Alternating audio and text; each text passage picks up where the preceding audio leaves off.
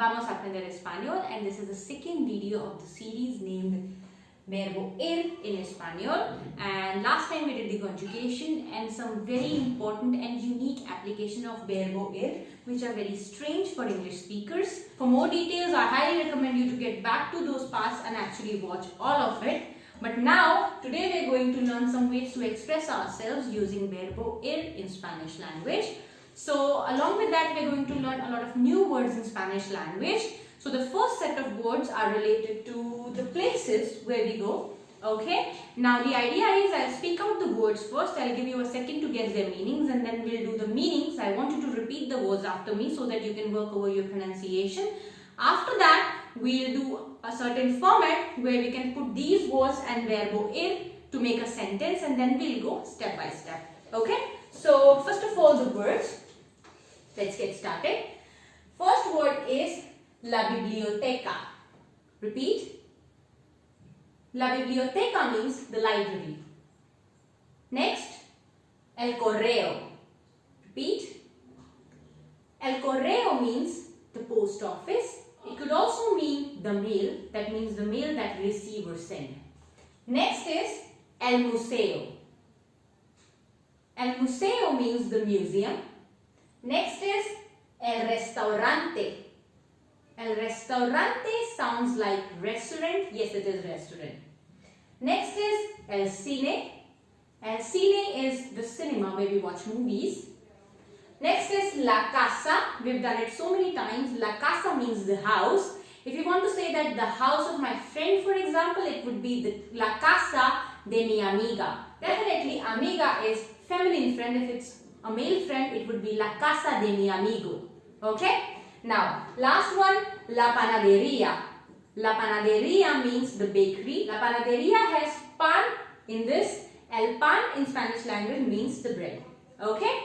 Now, we are going to quickly revise it real quick. La biblioteca, the library, el correo, the post office or the mail, el museo, the museum, el restaurante, the restaurant, el cine, the cinema, la casa, the house, la panadería, the bakery. I have intentionally not written the meaning so as to challenge you. Okay.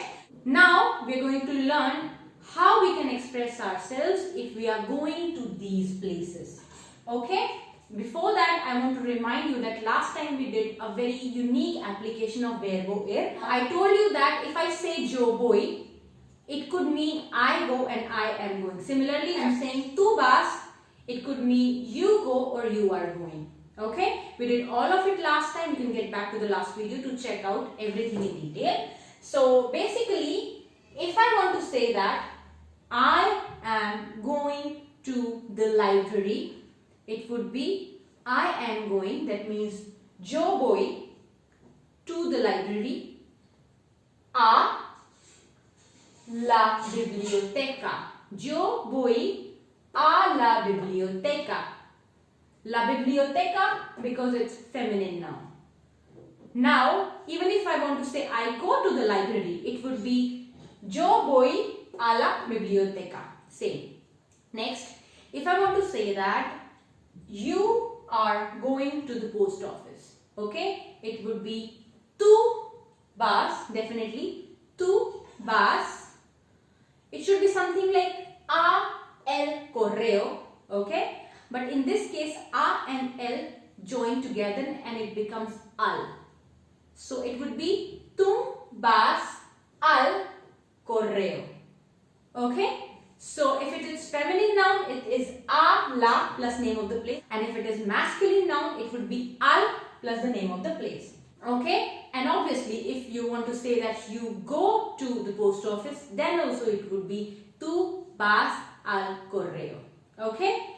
Now, we'll have another example using el museo, because after that, I want you to guess the translation. I'll only speak out the sentences in English.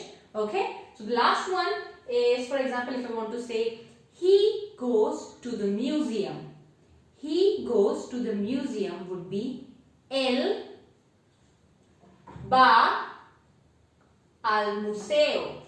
Él va al museo. Okay?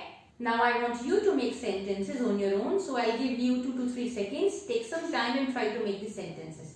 Next sentence is I go to the restaurant. Yo voy al restaurante. Yo voy al restaurante. Repeat. Okay, next.